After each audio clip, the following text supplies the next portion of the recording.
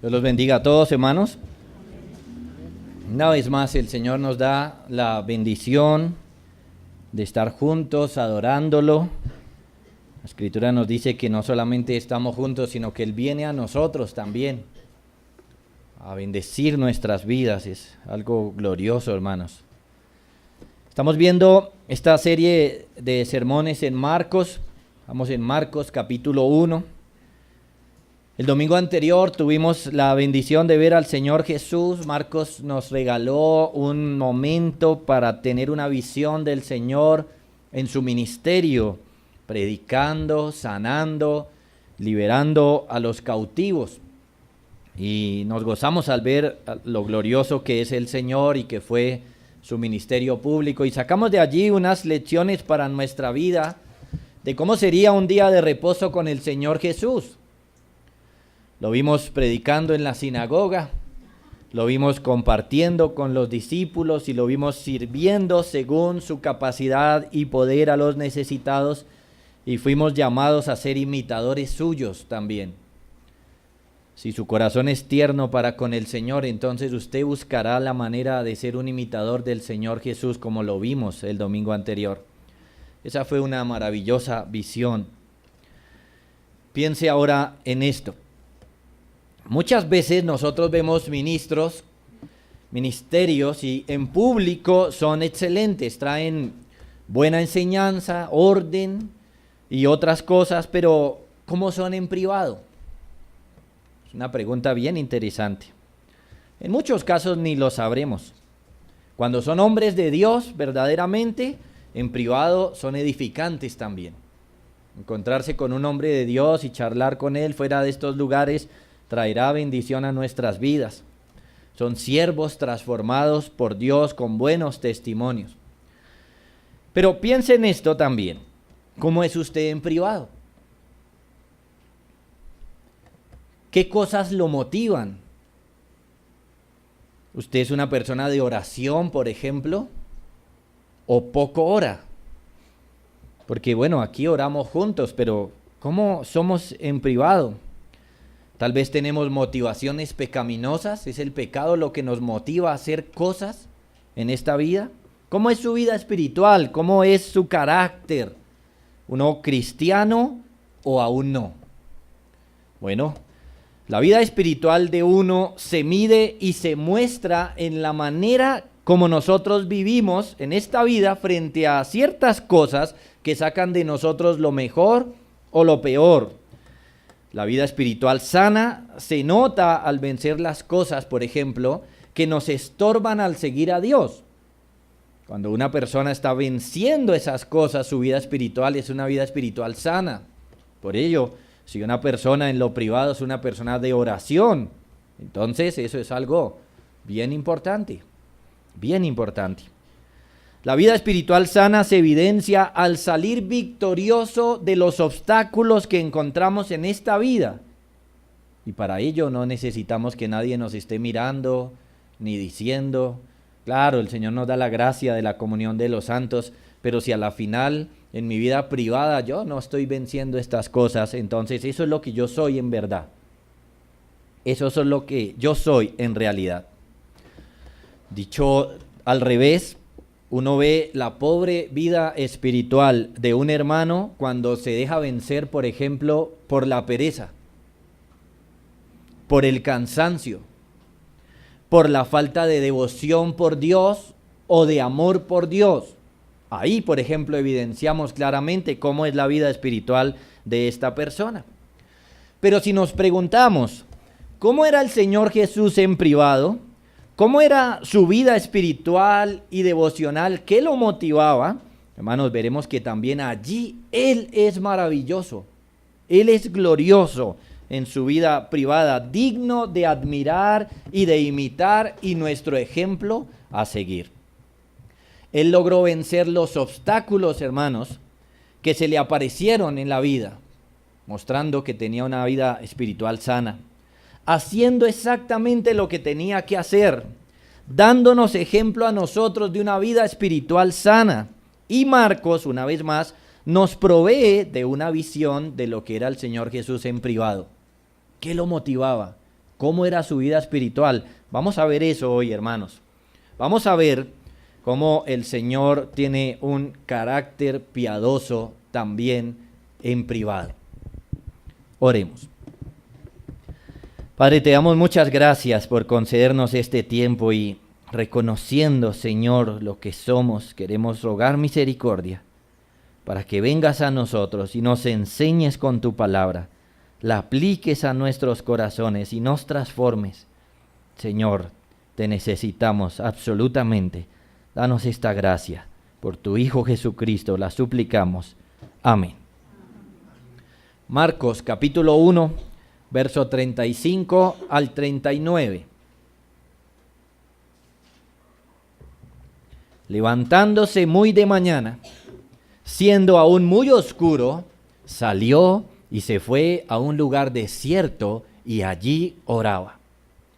Y le buscó Simón y los que con él estaban, y hallándole le dijeron: todos te buscan.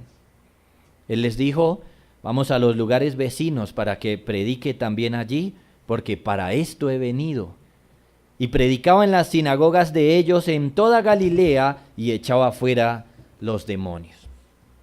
Vamos a ver entonces en primer lugar la excelente previsión del Señor para hacer sus deberes. La excelente previsión, ahí es donde está el punto clave, la previsión que Él hace para hacer sus deberes. En el verso 35 leemos: levantándose muy de mañana, siendo aún muy oscuro, salió y se fue a un lugar desierto y ahí oraba. Ahora, noten, es domingo en la mañana, es el primer día de la semana. El día anterior había sido literalmente maravilloso. Había sido extraordinariamente bueno. Muchas personas oyeron el Evangelio. Muchas personas recibieron el mensaje de Jesucristo. Oyeron las buenas noticias de salvación, de que Dios estaba dispuesto a perdonar pecados y que las personas debían acercarse a Jesús en fe y arrepentidos. ¿Cómo sabemos que era lo que predicaba Jesús? Marcos ya nos lo dijo en los versos anteriores, que él predicaba diciendo: arrepentíos y creed en el Evangelio. Así que ese día estuvo predicando, lo oyeron en la sinagoga, en Capernaum, ¿recuerdan? Es seguro que también lo oyeron en la casa de Pedro.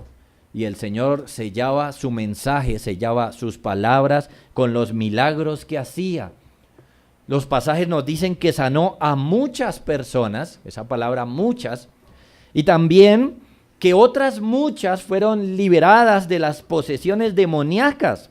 La gente estaba asombrada al ver al glorioso Señor Jesucristo, y nosotros debemos agradecer, hermanos, al Señor que a través de Marcos podemos ver y saber todo lo que Él hacía. Mucha gente estaba ahora oyendo al Señor. Su fama creció rápidamente, ¿recuerdan? De la mañana a la tarde. En la mañana todavía incógnito, digámoslo así, pero por la tarde su fama se extendió tanto que se nos dice que se agolpaban en la casa de Pedro, en el verso 33. Toda la ciudad se agolpó a la puerta. Muchas personas ya corriendo al Señor Jesús para que los sanara, para oír su mensaje, para que los liberara. Fue un día duro, eso sí, para el Señor, pero un día donde la gloria de Dios se mostró para bendecirlos con los milagros que Jesús les estaba haciendo y con el mensaje que el Señor les estaba predicando. Pero miren, ¿cuál es la actitud del Señor Jesús en ese contexto? ¿Qué hizo? ¿Qué fue lo que hizo ahora? Bueno, Él hizo previsión para cumplir con sus deberes. Su vida cambió de un día a otro. De ese sábado al domingo todo cambió. Ya no va a ser lo mismo. El Señor Jesús ya no se va a poder esconder. Ya lo van a buscar. Pero Él está haciendo ahora previsión para cumplir con sus deberes. Miren, lejos de convertirse en una celebridad que lo único que le importa es la fama, el Señor se concentró en sus deberes. Seguramente muchos famosos hoy, cuando se vuelven famosos, buscarían estar más rodeados de sus fans. Pero ¿qué hizo el Señor Jesús? No hizo eso. Verso 35. Levantándose muy de mañana, siendo aún muy oscuro, salió y se fue a un lugar desierto y ahí oraba. Miren, en vez de buscar a sus seguidores, buscó más bien al que le podía dar la bendición. Buscó a Dios, al que le podía dar ánimo, fuerza, sabiduría, al que le podía dar todo lo que él necesitaba humanamente hablando para cumplir su tarea, su gran tarea salvífica. La vida de oración del Señor Jesús, hermanos, no se puede ocultar y negar. Si usted quiere saber cuánto oraba el Señor Jesús, lea todos los evangelios y haga una lista y se dará cuenta que vamos a quedar avergonzados de nuestra pobre vida de oración al lado de la suya. Los evangelistas nos cuentan cuánto oraba el Señor, cuánto lo buscaba. Buscaba al Padre en ruegos, súplicas, como lo dice el escritor de Hebreos. Mire conmigo, Hebreos 5, verso 7.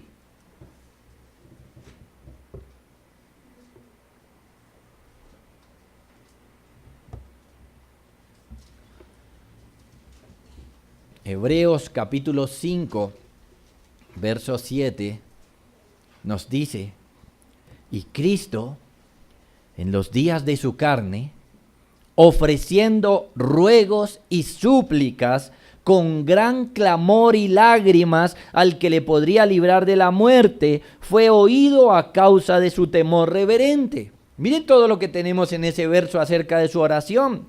Se nos da cuenta de lo que hacía en oración, ruegos y súplicas.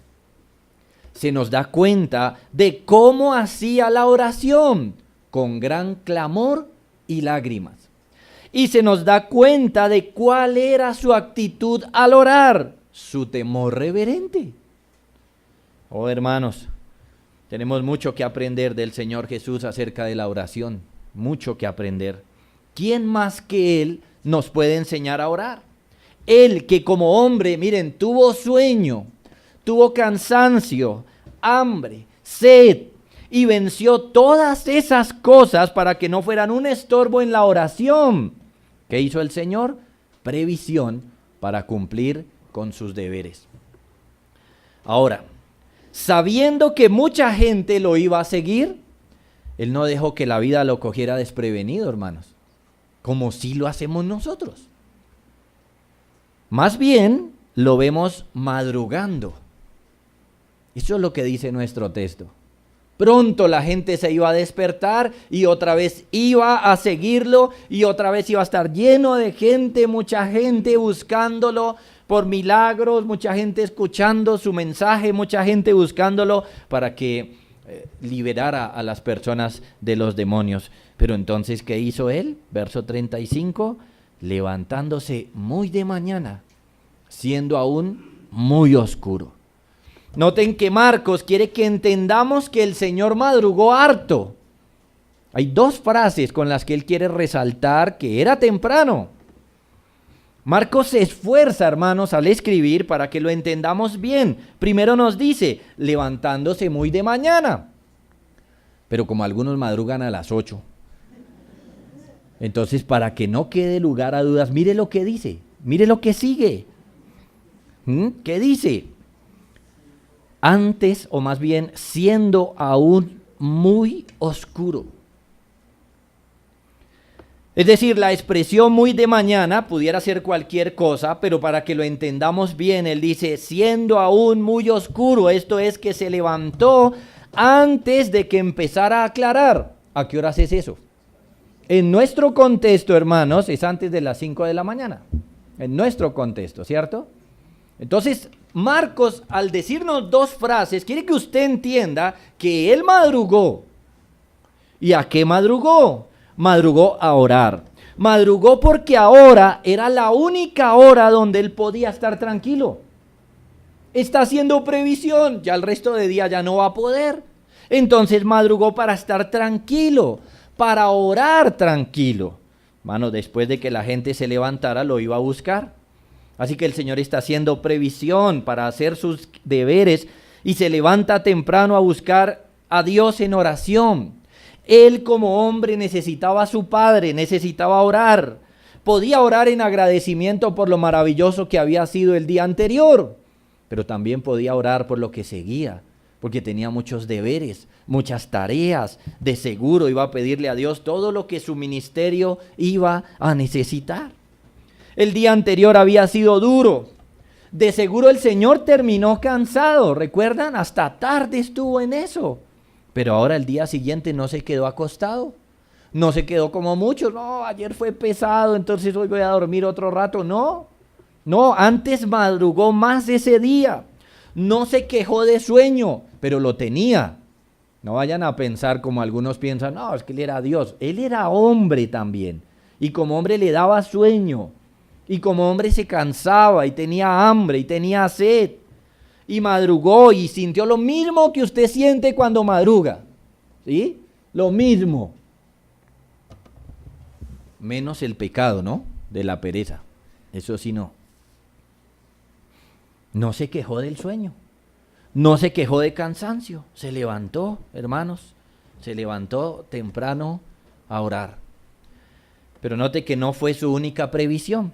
No solo se levantó temprano, sino que además buscó un lugar adecuado.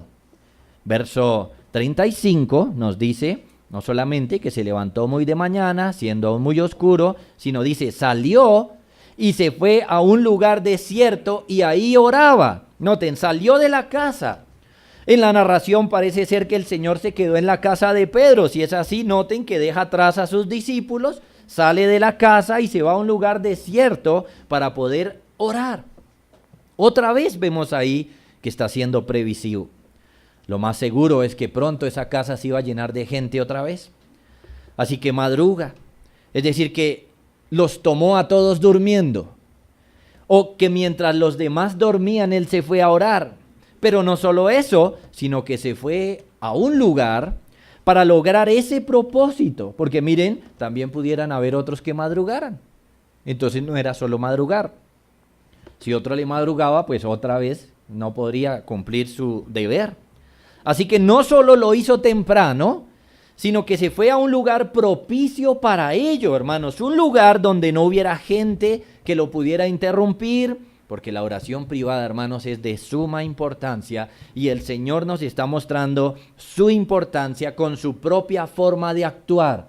Él mismo buscaba el tiempo y el lugar propicio para orar, para dedicarse a la oración. Hermanos, este es un excelente ejemplo para nosotros, que por supuesto debemos tomar esta mañana. ¿Cuántos hermanos se quejan de que no hacen devocional? Y que no lo hacen porque no tienen tiempo. Que consiguieron otro trabajo donde le toca levantarse más temprano, entonces ahora no están haciendo devocional. Que los niños se levantan y entonces ya no lo dejan orar. O que llega gente temprano a su casa y no se puede orar. Pero miren, el problema no es que pasen esas cosas, sino que usted no es previsivo. Ese es el problema. Usted podrá sacarme todas las excusas del mundo, pero a la luz de lo que estamos viendo de nuestro Señor Jesús, todas esas excusas se caen de su propio peso, hermanos. No tienen sentido. Hay que ser previsivos. Hay que buscar el tiempo y el lugar para orar, para tener nuestros devocionales con el Señor. El problema no está en eso, en su trabajo. El problema no son sus hijos. El problema no es el vecino que llegó rápido a golpear a su puerta. El problema es que usted mismo no está siendo previsivo. Y peor aún, miren, el día anterior le había cambiado la vida al Señor Jesús. Alguno pudiera decir, no, me cogió desprevenido este día, ¿no? Pero hay hermanos que le han pasado 3 meses que cambiaron de trabajo y todavía siguen desprevenidos. Sin embargo, el Señor Jesús al otro día ya está tomando medidas. Al otro día ya lo está haciendo. Hay hermanos que pueden saber que alguien va a llegar temprano y aún así no organizan su tiempo. Pueden saber que después de que los niños se levanten es difícil orar y aún así no madrugan. pueden saber que hay cosas que distraen y no deciden entrar en su aposento, cerrar la puerta y ahí orar a su Padre que ve en lo secreto. No le dicen a la esposa, por ejemplo, amor, voy a orar, no me distraigas, que los niños no me distraigan. No toman medidas para estar con Dios en su presencia gloriosa, buscando y clamando por todas las necesidades espirituales que tienen nuestras almas e iglesias. La oración para muchos, hermanos, es apenas una opción de la que poco optan, lamentablemente. Entonces, no es extraño que la iglesia actual esté como esté. No es extraño, hermanos, el hecho de que la iglesia hoy esté mal no es de gratis. Eso es lo que la iglesia misma lleva sembrando. Porque la Biblia nos dice, no os engañéis, Dios no puede ser burlado. Todo lo que el hombre sembrare, eso también segará. Y si no estamos sembrando una vida de devoción, pues ¿cómo vamos a esperar que mañana tengamos una vida de devoción? Eso no nace así. Eso no surge así. Por eso estamos viendo muchos mal, revolcándose en sus pecados, mal, amando lo mundano en vez de las cosas de Dios, mal, sin un amor por la obra. Miren, la mayoría de los hermanos, pudiéramos decir que un 70% de las personas en la iglesia no aman la obra, no les interesa. ¿Qué hay que hacer? No, eso nunca se les ocurre. No aman la obra, no aman esta obra del Señor. No tienen un amor que los lleve a servir y trabajar por Dios y por los perdidos.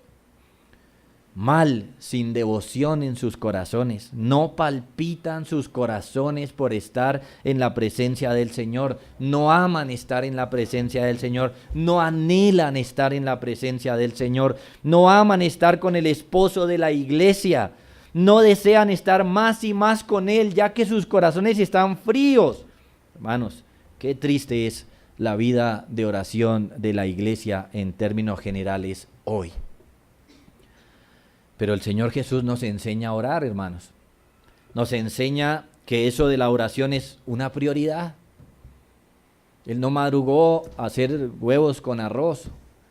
Él madrugó a orar. Él no madrugó a hacer vueltas. Él madrugó a orar, a buscar al Padre en oración. No importa, hermanos, lo que esté ocurriendo en nuestra vida de devoción debe seguir. No importa si hoy, día del Señor, es un día glorioso, mañana todavía hay que pararse a orar. Lo que estamos viendo ahí es que ese día de reposo fue glorioso en el ministerio del Señor y al otro día antes madrugó más. Se levantó temprano. Entonces, nuestra vida de devoción debe seguir. Es más, no importa, hermanos, que en nuestra vida estemos teniendo victorias. Si están ocurriendo, si hay victorias, con más ánimo debiéramos buscar al Señor. Hoy también hay que buscar a Dios. Hoy también hay que orar. No solo los domingos. Hay algunos que solo oran y leen la Biblia los domingos. Solo estudian la Biblia los domingos, nunca más. No, el lunes también. El martes también. No solo en los cultos, en lo privado. El Señor Jesús nos muestra cómo es su vida privada aquí. Madrugó, hermanos, el primer día de la semana a buscar a su Padre. Así que nos enseña a ser previsivos, levantarse antes que otros para tener tiempo de rogar a Dios su misericordia. Y recuerden que Él no lo necesitaba, como nosotros sí lo necesitamos. Él era santo, nosotros no somos santos. Y nos enseña a ser previsivos, hermanos, buscando sitios donde podamos orar sin interrupciones. Él buscó un lugar desierto. Usted puede buscar su cuarto, una habitación de la casa, la terraza, como sea, lo que sea. Pero lo que debe hacer es que nada estorbe su oración privada a este glorioso Dios que nos ha llamado a esta salvación. Ese es el carácter piadoso de nuestro Señor. La pregunta clave es, ¿así somos nosotros? Segundo, el decidido cumplimiento para realizar sus tareas.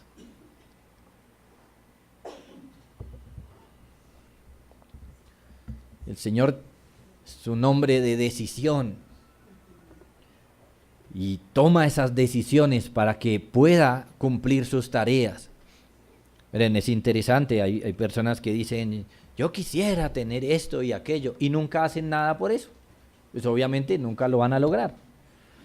Pero el Señor decide hacer algo y lo hace. Quiere hacer algo y lo decide y lo hace y lo lleva adelante. Así debemos ser. Miremos los otros versos, 36 al 39. Y le buscó Simón y los que con él estaban, y hallándole le dijeron, todos te buscan. Él les dijo, vamos a los lugares vecinos para que predique también allí, porque para esto he venido. Y predicaba en las sinagogas de ellos en toda Galilea y echaba fuera a los demonios. Ahora, mire lo que tenemos aquí. La fama del Señor ha crecido enormemente. Ahora nos dice que le halla a Simón y los que con él están y le dicen, todos te buscan. Claro, ahora todo el mundo está detrás de él. Hermanos, la fama no es una buena amiga. La fama no es una buena amiga. Por ejemplo, algunos predicadores en Roma fueron arrastrados por la fama, de tal manera que Pablo dijo, algunos a la verdad predican a Cristo por envidia y contienda, pero otros de buena voluntad. Es decir, que lamentablemente, de todos los predicadores que habían en Roma, unos predicaban a Cristo de corazón, pero otros lo estaban predicando por envidia. Algo así como que, uy, usted predicó más, entonces yo voy a predicar más. Algunos a la verdad predican a Cristo por envidia y contienda, pero otros de buena gana. Eso es Filipenses 1:15. La fama para algunos es el motor de su predicación, es el motor que mueve sus vidas. Así era antes y así es ahora. La fama no le trae ningún bien a muchos, menos cuando no la manejan con santidad. Imagínese esta acusación. Algunos predican, sí, pero lo hacen por envidia, por contienda. ¿Por qué? Porque lo que quieren es fama y nombre. Qué terrible acusación. Por eso el apóstol le enseña a la iglesia en Filipenses 2:3, nada hagáis por contienda o por vanagloria. Antes bien, con humildad, estimando cada uno a los demás como superiores a él mismo. Esto es que Pablo le está diciendo a la iglesia, cuídese de hacer las cosas por vanagloria, por fama. La fama es un problema para un corazón soberbio y orgulloso. Así que cuídense de hacer las cosas por vanagloria, por vanagloriarse, por enorgullecerse, por hacerse notar. Cuídense de hacer eso. Nada hagáis por vanagloria. La fama, hermanos, hace que se detenga la obra de Dios, porque algunos venden la verdad por su propio nombre. La fama es un problema. Algunos venden la verdad por no perder su propio nombre. Es decir, si yo predico esto, entonces ya no me van a ver bien, ya no me van a invitar, ya no les va a gustar, entonces ya no predico esto. Entonces, ¿qué es más importante para esa persona? La fama, su propia fama. Algunos cierran la boca por no perder relaciones. Prefieren no predicar la palabra del Señor porque no quieren perder ciertas relaciones. No quieren que alguien que les agrada, entonces ahora no les agrade. No les importa la palabra de Dios, sino que les importa es quedar bien. Y si para quedar bien tienen que quitar de en medio la palabra de Dios, algunos lo hacen. Muchos lo hacen. Hoy muchos lo están haciendo. Algunos dejan de trabajar en la obra como debieran porque su nombre ha crecido. Y para no perder esa fama, algunos están dispuestos a hacer cosas feas y malas porque lo que se les vuelve importante es que su nombre esté puesto en alto, el de ellos. Es decir, llega el momento donde algunos están haciendo cosas buenas para ellos y su nombre y no para el evangelio de Jesucristo y la salvación de los perdidos. Hermanos, como creyentes tenemos lamentablemente lo que llamamos hoy celebridades cristianas. Y qué mal, hermanos, ver que no digan lo que tienen que decir por no perder su buen nombre. Es lamentable muchas veces decir, vamos a escuchar el sermón de X hombre, una celebridad cristiana, y vamos a oírlo, pero está en cierto contexto. Por no perder su nombre, se callaron. Prefirieron no hablar algo. Prefirieron no decir lo que tenían que decir. Prefirieron no predicar. ¿Por qué? Porque no querían dañar su fama. Qué mal que no prediquen lo que tienen que predicar por no dañar su propio nombre. Qué mal que prefieran hacerse un nombre y un lugar en la escena que servir al Señor y hacer su obra. Pero miren, hermanos, qué glorioso es el Señor Jesús. La fama no fue su motor. La fama no fue lo que lo movió. La fama no frenó su obra. La fama no le tapó la boca al Señor Jesús. Él no vivió por la fama ni para la fama, sino para Dios y sirviendo a Dios. Véalo conmigo. Lo encuentra Simón y en el verso 37 dice, hallándole le dijeron, todos te buscan. Maestro, todos te buscan. Ahora te llaman, te buscan, te admiran, te necesitan. Una persona llevada por la fama no respondería como el Señor Jesús lo hizo. Una persona llevada por la fama se hubiera quedado ahí entre los que lo admiran. Una persona llevada por la fama diría, bueno, entonces quedémonos aquí en Capernaum. Ahora todos me aman, ¿para qué me voy a ir? ¿Cierto? Se hubiera quedado ahí entre todos los que lo adulan, en el escenario que le estaban disponiendo, se hubiera quedado ahí cómodo. Pero ¿qué hizo el Señor Jesús? ¿O cuál era la misión de él? ¿Buscar su fama o hacer la obra del reino? Hermanos, es cierto, Pedro está orgulloso de su maestro. Pedro está orgulloso de él. Está orgulloso y le dice, todos te buscan. Pedro está feliz con su maestro de todo lo que acaba de ocurrir el día anterior. Porque miren, el Señor Jesús tenía un mensaje glorioso. Tan glorioso que la gente cuando lo escuchó dijo que enseñaba como quien tiene autoridad. El Evangelio es un mensaje maravilloso y sublime porque es un mensaje divino, hermanos. Por eso es glorioso. Como dice el apóstol Pablo, cosas que ojo no vio, ni oído oyó, ni han subido a corazón de hombre, son precisamente las que se están predicando. Dios, hermanos, ha venido a salvar sustitutoriamente al hombre. El hombre merece la muerte, el hombre merece el infierno, el hombre merece pasar toda la eternidad en la condenación. Pero Dios, ¿qué ideó? Sustituir al hombre y poner ahí a su Hijo Jesucristo. Eso no se le ocurrió a ningún hombre. A los hombres se les ocurre la religión por obras. Si usted analiza, todas las religiones son iguales. Son iguales.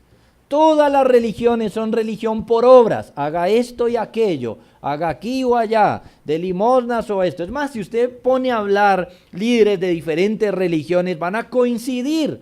Porque aunque le llamen con diferentes palabras, siempre van a coincidir en salvación por obras.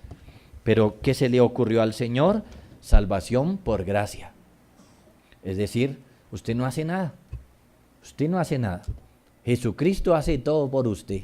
¿Qué tiene que hacer usted? Creer en Él. No, pero no necesito pagar algo. No necesito, por ejemplo, cogerme a látigo la espalda y cortármela y que me salga sangre y así ir al infierno. No. No. ¿No necesito dar todos mis bienes a los pobres? No. Solamente necesita creer en Jesucristo. La fe en Jesucristo. Solamente. Claro, siendo discípulos exigen ciertas cosas, pero para ser salvo, la persona necesita acercarse a Jesucristo con fe y arrepentimiento. Necesita decirle, Señor, aquí estoy, perdóname. Solo eso. Solo eso. No necesita comprar el cielo. No necesita ganarse el cielo. No necesita, como algunos dicen, hacer una cantidad de obras aquí y habiendo hecho todo su esfuerzo todavía queda en el purgatorio y esperar a ver si otro lo saca. No, no. Crea en Cristo y será salvo. Arrepiéntase de sus pecados y será salvo. Eso no más. Por supuesto, este es un mensaje glorioso. Y Jesucristo tenía un mensaje glorioso. Y la gente que lo escuchó podía decir, este Jesús enseña como quien tiene autoridad. Además, el Señor Jesús no solamente tenía un mensaje, sino que era poderoso. De manera que hacía milagros increíbles, hermanos. No lo que supuestamente se ve hoy por ahí, no. Cuando hay personas que dicen que bueno, que el Señor por allí le está quitando el dolor de cabeza a alguno, que por allí le está arreglando una muelita a alguno. No, hermanos, milagros poderosos. Siga leyendo lo que sigue ahí en el verso 40, a ver a quién sanó. A un leproso, hermanos. Milagros increíbles, verdaderos milagros. No como hoy que todos inventan que usted está endemoniado, entonces que tienen que sacarle el demonio. No, había gente poseída.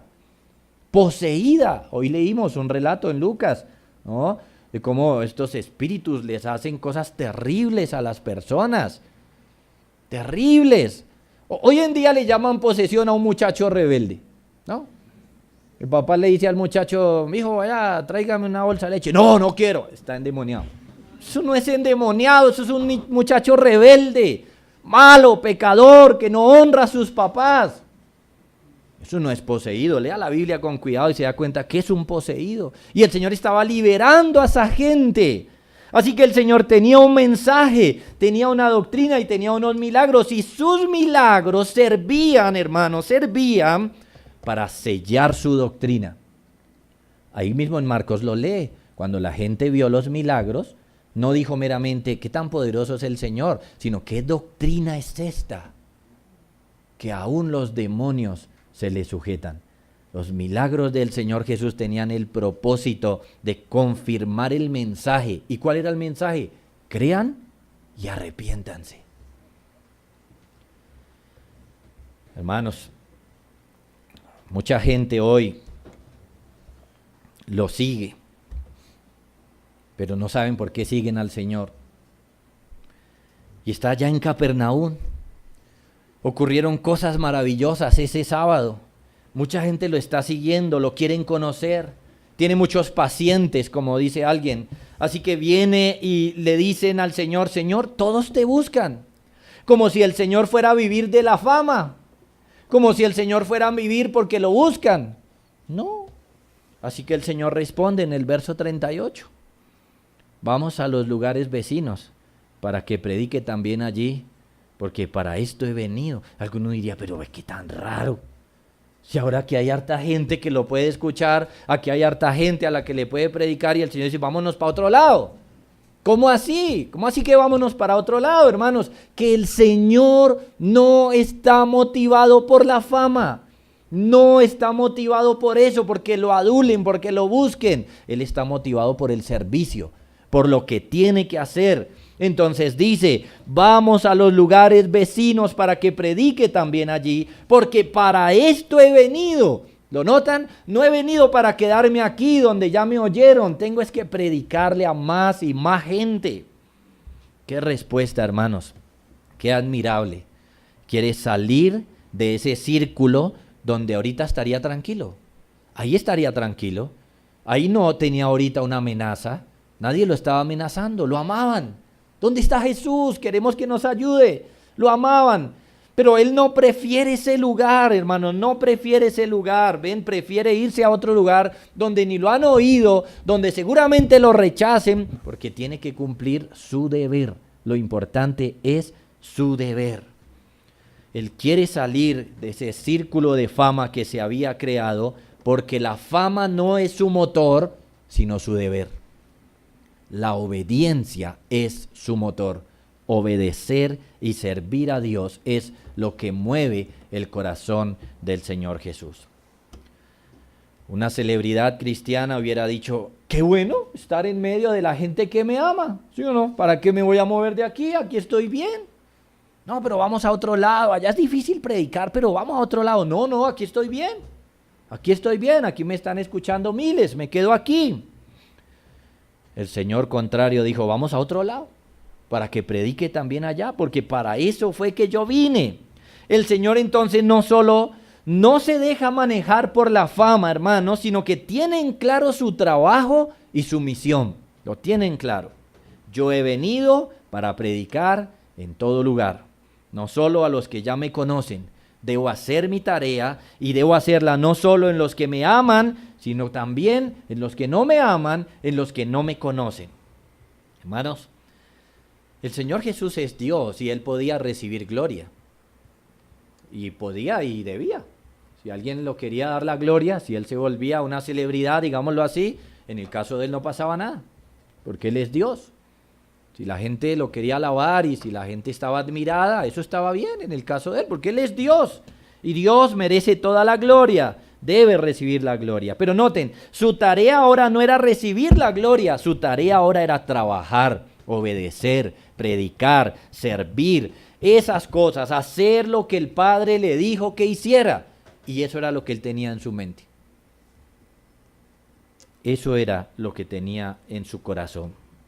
El Señor tiene clara su misión y la va a llevar adelante. Así que Marcos nos dice en el verso 39, note cómo cambia el relato y ahora ya no nos habla de un tema particular, sino nos habla de algo general, algo que como que Él hizo muchas veces porque dice, y predicaba en las sinagogas de ellos en toda Galilea y echaba fuera demonios.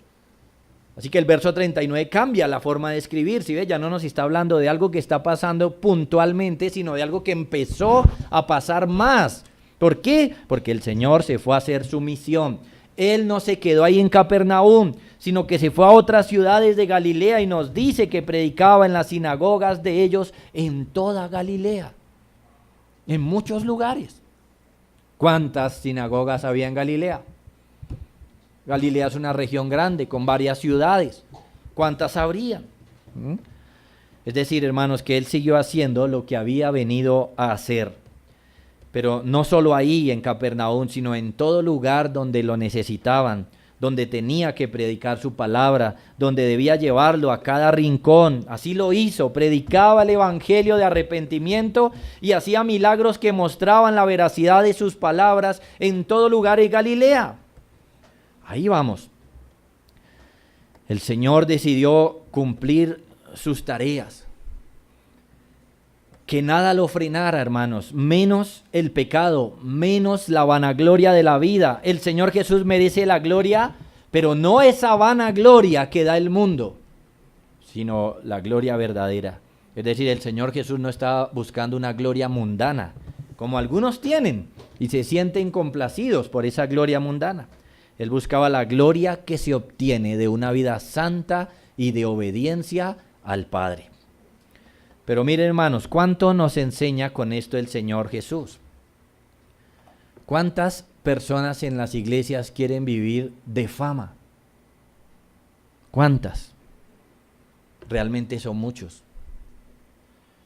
Por ejemplo, algunos están enamorados del pastorado por esto que yo estoy haciendo ahorita, porque lo miren. Pero no están enamorados del pastorado por estar orando por los hermanos, por estar ayudando a sus pecados, por estar ahí mirando qué necesitan, exhortándolos, amonestándolos. Todos esos que se enamoran del pastorado por lo que ven aquí, esos viven de la fama. Esos viven de la fama. Algunos, por ejemplo, son puestos a dirigir un culto y no lo hacen para la gloria de Dios, sino que piensan, yo sí les voy a mostrar cómo es que se hace. Y no me voy a equivocar en las lecturas. Yo sí no me voy a equivocar en los cantos. Tal hermano, si uno que no le escucharon la voz, espere y verá que yo dirija. Viven de la fama. Muchos ni siquiera han sido puestos a hacer algo y ya están alimentando una fama que no existe. No ha pasado ni siquiera. Imagínense, hermanos. Hay personas que cualquier actividad la hacen en las iglesias, pero para mostrarse, para que su nombre quede en alto. Por ejemplo, y lo hemos vivido, Si usted tiene que ofrendar, como dice la Biblia, no, que no sepa su mano derecha lo que hace su izquierda, entonces da un poquito. Pero si algún día dice, hermano, necesitamos una ofrenda, sí, claro, yo, ¿cuánto es? ¿Por qué? Porque se quieren es mostrar, quieren es que lo vean. Oh, el hermano tal dio, ¿cierto? Ese sí da, ¿cómo da de bien? ¿Por qué? Para que su nombre quede en alto, para ser admirados, nombrados y llamados. Y cuando se equivocan, se sienten mal, no porque hicieron mal las cosas para Dios, sino porque su nombre va a quedar abajo. Usted no creí que iba a dirigir bien y se equivocó. Pero no están tristes porque lo hice mal para Dios. No están tristes por eso. Están tristes porque su nombre quedó mal. ¿Por qué? Porque están viviendo para la fama. Es decir, su nombre fue el que sufrió, su fama fue la que sufrió. Hay varios en las iglesias que si les ponen a hacer tareas que no se notan, no les gusta. Pastor, póngame a hacer algo. Listo, hermano, vaya, tráigame algo por allá en algún lugar. No, pastor, pero yo lo que quiero es dirigir, o que me pongan mi nombre ahí, o que digan que soy el director de Barrera, así sea, pero el director, yo quiero mi nombre, que mi nombre se vea. Eso es lo que quieren muchos en las iglesias. Y por eso las iglesias no avanzan, porque si usted no sirve, es decir, usted sirve para que su nombre sea visto, y como en estas iglesias no le damos fama a ninguno, entonces pues no sirve mejor. ¿Y para qué? Si mi nombre no va a tener ningún provecho ahí. Si se les ponen a hacer cosas que no se notan, las hacen mal. Si se les ponen a hacer cosas que no se notan, son descuidados con ellas. No le ponen el corazón. Es más, algunos ni las hacen. Les parecen pesadas. Pero si se les ponen a hacer cosas que se notan, eso sí. ¿Por qué? Porque su nombre va a sonar. Su agenda está movida por la fama. Si se me menciona, si se me nombra, si se dice que fui yo, qué alegría, qué gozo. Ahí es donde quieren estar. Pero si las tareas no le traen ningún beneficio a su nombre, entonces las desechan. Porque ¿para qué? No, eso no sirve. Pero ¿qué dijo la Escritura? Nada hagáis por contienda ni por vanagloria. No haga nada por su vanagloria, su vacía gloria. El camino es ser imitadores de Jesús. Él merece la gloria porque Él es el Dios Hijo. Él es glorioso. Él no puede ocultar su grandeza, hermano. No la puede ocultar. No se le puede opacar. Un solo día de reposo y su fama se extendió. Y ya muchos lo estaban buscando. Un solo día, hermanos, y su fama creció absolutamente. ¿Por qué? Porque Él es el Rey de la gloria. Él no es cualquier persona.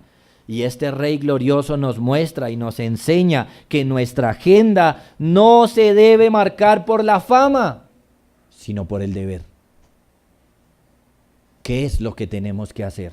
Eso es lo que debe mover mi vida. ¿Tengo que hacer esto? Pues lo tengo que hacer y me mueve eso, la obediencia a Dios, la gratitud a Dios, la gloria de Dios, no la mía. Estamos mandados por Dios a predicar. La iglesia tiene el deber de predicar su nombre, de evangelizar, de discipular, de servir, así como Él, como el Señor Jesús, nosotros debemos llevar este evangelio maravilloso a todos. No importa si ahí no somos populares, no importa si nos conocen o no, si nos aman o no, debemos regar las buenas noticias a todos. No importa si nos reciben, no importa si nos dan la espalda. ¿Por qué? Porque el deber, ese es el que nos debe mover. El deber, no la fama. Como Él debiéramos decir, porque para esto he venido, hermanos, para esto he venido. Este es nuestro deber. Y si lo aplicamos, por ejemplo, al servicio de la iglesia, hermanos, debemos trabajar con todos los hermanos, sin importar si somos populares o no con alguno. Miren, hermanos que quieren acercarse solo a sus amiguitos, ¿no? Solo servir a aquellos que también los están alabando. No, el servicio a la iglesia es a todos los hermanos hay que servirlos. No debemos vivir por la fama, sino por el deber que se nos impone. Qué glorioso es el Señor Jesús, hermanos. Mire, tome nota de esto. y conviértase por la gracia de Dios y la operación de Dios en una persona de oración y de servicio desinteresado. ¿Cómo es el carácter piadoso del Señor Jesús? Un carácter de oración, su nombre de oración, y es un hombre humilde y de servicio. Humilde y servicial. No le importa la fama. Humilde, servicial, vino a servir, entonces eso lo hizo todo el tiempo. Estas son cosas, hermanos, que no se pueden falsificar en un corazón. ¿Están o no están? Una persona puede falsificar, por ejemplo, la vida cristiana aprendiendo unas doctrinas y empezando a hablar con otros de cierto que la salvación es así, asá. Eso se puede falsificar. Usted puede leer un libro y aprender doctrina y empezar a hablar de doctrina. Eso se puede falsificar, pero usted no puede falsificar una vida de oración. Usted lo sabe. Si usted no es un hombre de oración, si usted no es una mujer de oración, no lo es. No lo es.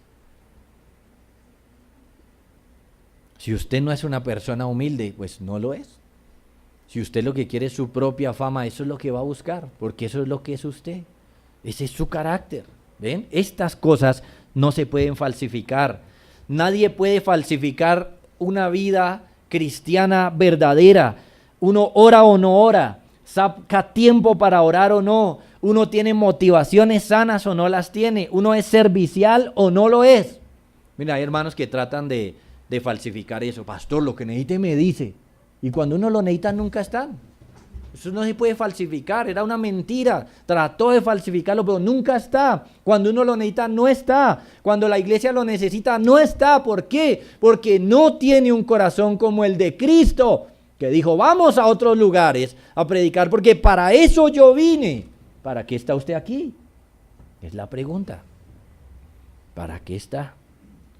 Conviértase entonces, hermanos, por la gracia y la operación de Dios en una persona de oración y de servicio desinteresado.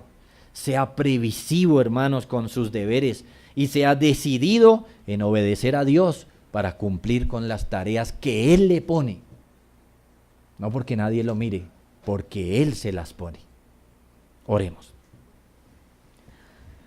Padre, te damos muchas gracias por tu palabra maravillosa, Señor, por mostrarnos esta visión gloriosa de tu Hijo Jesucristo, quien nos enseña cómo fue previsivo, Señor, para seguir haciendo su devoción, cómo fue decidido en cumplir con sus tareas, Padre. Cuán lejos estamos de Él, Señor. Perdónanos por eso.